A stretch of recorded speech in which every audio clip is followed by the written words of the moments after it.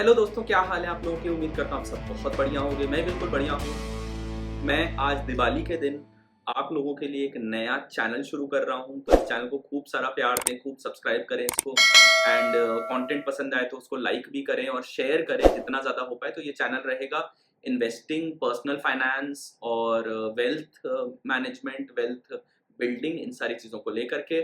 तो हम बात करेंगे यहाँ पे स्टॉक्स की, म्यूचुअल फंड्स की, बट इस चैनल के ऊपर कोई भी आपको ट्रेडिंग एडवाइस नहीं दी जाएगी, ना तो कोई आपको इन्वेस्टिंग एडवाइस दी जाएगी। ये सिर्फ एक एजुकेशनल चैनल है। तो अगर आप सीखना चाहते हैं वेल्थ बिल्डिंग कैसे करते हैं, म्यूचुअल फंड्स को कैसे हैंडल करते हैं, आप ये सारी चीज़ें सीखना चाहते हैं, तो इस चैनल को ज़रूर ज़रूर सब्सक्राइब करें। आइए आज मैं आपको पहला टॉपिक बताता हूँ जो आपने थंबनेल पर भी देख लिया होगा, which is what are mutual funds. And साथ में आपको ये बताऊंगा कि क्या आपको इस एज, किस स्टेज पर आकर के म्यूचुअल फंड्स में इन्वेस्ट करना चाहिए और करना भी चाहिए या नहीं करना चाहिए। तो चलिए स्टार्ट करते हैं। तो सबसे पहली बात, म्यूचुअल फंड्स एक तरह का जैसे बोलते हैं ना, कोलैबोरेटिव एफर्ट है। कैसे कोलैबोरेटिव एफर्ट है कि एक कंपनी, जैसे बोलते हैं एयूसी, एसेट, एएमसी बोलते हैं, एसेट मैनेजमेंट कंपनी। तो वो कंपनी क्या करती है, आपसे कुछ पैसा लेती है और आप जैसे हजारों लाखों लोगों से पैसा लेती है। तो अब जब ये हजारों लाखों लोगों से पैसा ले लेती है, उसके बाद ये कंपनीज के शेयर्स में अलग अलग इन्वेस्टमेंट करती है।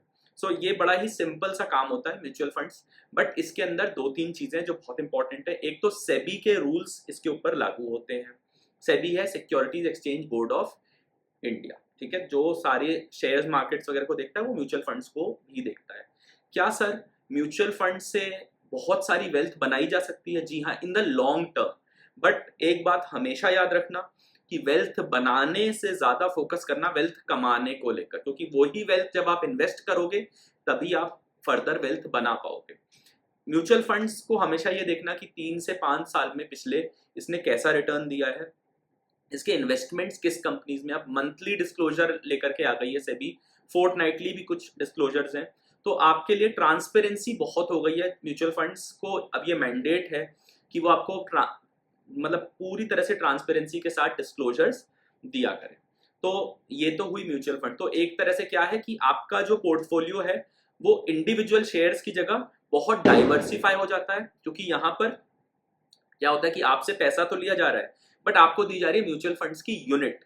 और जबकि जो म्यूचुअल फंड या एएमसी है, एसेट मैनेजमेंट कंपनी, वो खरीद रही है सर म्यूचुअल फंड्स से, उन पैसों से वो शेयर्स खरीद रहे हैं। ठीक है, तो आप अपने आप एक तरीके से जो आपके वेल्थ है वो, जो आपका इन्वेस्टमेंट है वो डाइवर्सिफाई हो जाता है। तो जिसको सिस्टमेटिक रिस्क बोलते हैं वो काफी हद तक कम हो जाता है। एलिमिनेट बिल्कुल 100% रिस्क कहीं पर भी नहीं होता है।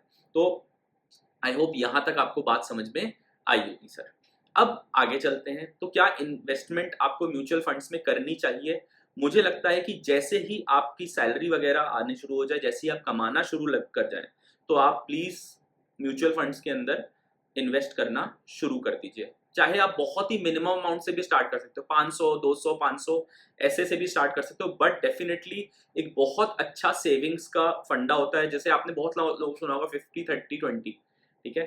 तो 50 क्या है, 50 आपके एक्सपेंसेस हैं, 30 आपकी जो सेविंग्स होनी चाहिए, 20% आपको अपने ऊपर लगाना चाहिए, या फिर आप 30 अपने ऊपर, 20 आपके इन्वेस्टमेंट्स होने चाहिए। तो इसमें बहुत अच्छा ये होता है कि क्योंकि यहाँ पर सिप चलती है। सिप है SIP, systematic investment plan.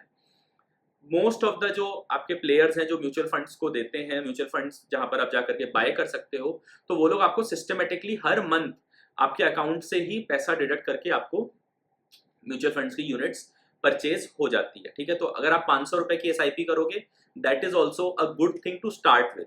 But sir क्या 500 में बहुत सिग्निफिकेंट वेल्थ बन जाएगी? नहीं भाई, ऐसा कुछ भी नहीं होने वाला। कोई सिग्निफिकेंट वेल्थ आपकी नहीं बनने वाली है। तो सर फिर हम क्यों करें? क्योंकि कहीं तो आपको स्टार्ट करना पड़ेगा। And the younger you start, अगर आप जानना चाहते हो कि कैसे सर जितने ज्यादा टाइम लगता है उतनी ज्यादा वेल्थ बनती है, इसको कंपाउंडिंग इफेक्ट बोलते हैं। अगर आप जानना चाहते हो कंपाउंडिंग इफेक्ट क्या होता है, तो नीचे कमेंट्स में मुझे जरूर बताओ कि कंपाउंडिंग इफेक्ट सर, हमको कंपाउंडिंग इफेक्ट बता दीजिए। तो मैं डेफिनेटली आपको कंपाउंडिंग इफेक्ट कैसे काम करता है वो जरूर आपको यहाँ पर करके बता दूंगा। तो कंपाउंडिंग इफेक्ट जितना अर्ली आप जाते हो उतनी ज्यादा आपकी वेल्थ बनती है। काम कैसे करता है वो अगर आप जानना चाहते हो तो नीचे कमेंट करके जरूर बताना। सो अब आपने 500 से शुरू किया, 1000 से शुरू किया, जिससे भी शुरू किया, तो धीरे धीरे मंथ ऑन मंथ आपका कुछ कुछ कुछ कुछ इन्वेस्टमेंट जाता रहेगा। एंड एक दिन आप देखोगे 4-5 सालों में, या जितना भी आपकी अगर ज्यादा मतलब जिसकी जितनी जुगत, ठीक है, तो अगर आप 20,000, 25,000, 50,000 की SIP करते हो तो फिर आपका उतना ज्यादा वेल्थ बनेगा। तो मतलब जितनी ज्यादा आप इसके अंदर डालोगे, एंड इट कंपाउंड्स जनरली। अगर खराब म्यूचुअल फंड भी है तो आपको 10-12% ऑन एन एवरेज दे देता है। अच्छा फंड है तो 15-16-17% तक भी दे देता है, ठीक है। सो ये बात बिल्कुल आप समझ के रखना कि आपके लिए कोई भी दिक्कत नहीं होने वाली है। Mutual funds are safe. In fact अगर आप पिछले 50 साल में देखो, मार्केट कभी भी लॉन्ग टर्म में नीचे नहीं गई है, तो हमेशा बढ़ी और बढ़ती ही रहेगी भी। मार्केट्स कभी भी लॉन्ग टर्म में गिरेंगी नहीं, क्योंकि मार्केट से लोगों को कमाना है ना पैसा। अगर गिरने लग जाएंगी तो फिर थोड़ा दिक्कत वाला काम हो जाएगा सर। अब सर इसकी 2-3 चीजों के बारे में बात कर लेते हैं। इसके ऊपर एक आपका मैनेजर होता है जिसको कहते हैं फंड मैनेजर। फंड मैनेजर आपके पैसे को इन्वेस्ट करता है, उसको नॉलेज होती है। He can be CFA, MBA या चार्टर्ड अकाउंटेंट, या कोई भी ऐसा इंसान जिसने काफी काम किया होगा इन्वेस्टमेंट इंडस्ट्री के अंदर, बट उसके चार्जेस कटते हैं, ठीक है। तो आपको हमेशा याद रखना चाहिए, म्यूचुअल फंड में आपको मैनेजमेंट के चार्जेस कटते हैं। साथ साथ सर म्यूचुअल फंड के अंदर आपको लोड होता है, एग्जिट लोड और एंट्री लोड। अगर आपने 1 साल से पहले बेच दिया तो आपको बहुत सिग्निफिकेंट एग्जिट लोड भी पड़ सकता है। तो इस चीज को भी आप याद रखना सर। तो म्यूचुअल फंड में अगर जाना है तो बहुत लॉन्ग टर्म के लिए जाइए, 15, 20, 25 साल के लिए जाइए। ऐसा मत करिए कि हमने आज एकदम अब खत्म कर दी म्यूचुअल। जब तक एकदम आफत नहीं आ गई तब तक आप म्यूचुअल फंड की SIP मत बंद करिए, ठीक है। सो आई होप यहाँ तक आपको चीज समझ में आई होगी। अब सर कौन सा म्यूचुअल फंड लेना है, तो वो आप देखो, 3-4 तरह के फंड्स होते हैं। एक होता है ग्रोथ फंड, एक होता है डिविडेंड फंड जहां पर आपको कुछ पैसा भी मिलता है, एक ग्रोथ फंड है, ग्रोथ फंड में आपको कुछ पैसा नहीं मिलता, ठीक है। फिर आपका स्मॉल कैप फंड होता है, मिड कैप फंड होता है, लार्ज कैप फंड होता है। इन चीजों के बारे में जानना चाहते हो तो नीचे कमेंट में जरूर बताओ कि सर हमें मिड कैप लार्ज कैप क्या होता है, इसके बारे में बताइए, तो मैं डेफिनेटली आपको बताऊंगा। प्लस कुछ आपके इक्विटी फंड्स होते हैं, कुछ डेट फंड्स होते हैं, और फिर ऐसे भी फंड्स होते हैं जो दोनों में पैसा लगाते हैं, ठीक है। अभी सेबी के कुछ रूल्स हैं कि मिनिमम कुछ पैसा हर फंड को डेट में लगाना पड़ेगा, ताकि कुछ पैसा तो आपका सिक्योर और सेफ रहे। तो इस तरह से मार्केट में पैसा काफी इन्फ्लक्स आता होता है, काफी इनफ्लो आता है, and which is a very good thing, ठीक है। एक तरफ आपकी सेविंग्स हो रही है। देखो मैं पिछले 5-6 साल हो गए मुझे म्यूचुअल फंड की SIP करते हुए।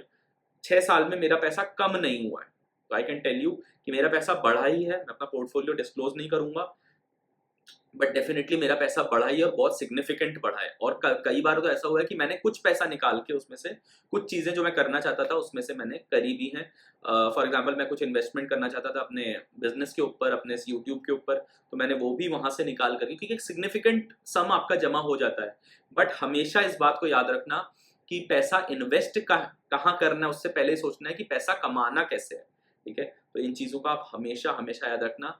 म्यूचुअल फंड के ऊपर आप और क्या जानना चाहते हो, आप डेफिनेटली मुझे बताओ। आपको मिलती है म्यूचुअल फंड की यूनिट जिसकी होती है NAV, नेट एसेट वैल्यू। अब नेट एसेट वैल्यू कैसे निकालते हैं, तो आपकी सारी इन्वेस्टमेंट्स माइनस जो खर्चे हैं और divide by number of units that will, जो आपकी जो भी कैपिटल गेन हुआ होगा माइनस खर्चे, और फिर divide by number of units, वो आपकी NAV आ जाती है, नेट एसेट वैल्यू, ठीक है। पर NAV से बहुत ज्यादा कुछ लेना देना नहीं है। लगभग आप ये देखो कि वो म्यूचुअल फंड कहाँ पर इन्वेस्ट करोगे, सबके चार्जेस वगैरह तो सेम ही होंगे। अगर बहुत लाउजी मैनेजर है तो 12%, 11%, 10%। अगर बहुत अच्छा मैनेजर है तो 15-16%। इससे ज्यादा भी आपको नहीं मिलेगा।